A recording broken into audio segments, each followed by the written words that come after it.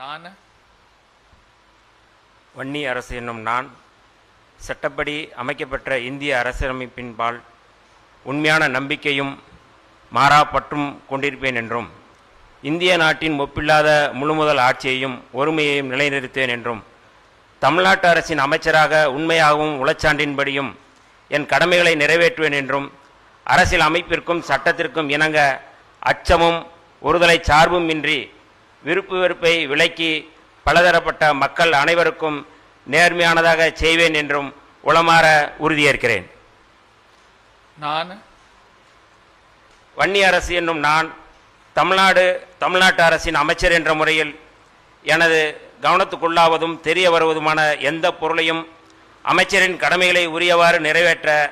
தேவையான அளவுக்கன்றி ஒருவரிடமோ பலரிடமோ நேர்முகமாகவோ மறைமுகமாகவோ அறிவிக்கவோ வெளிப்படுத்தவோ மாட்டேன் என்று உளமாற உறுதியேற்கிறேன்.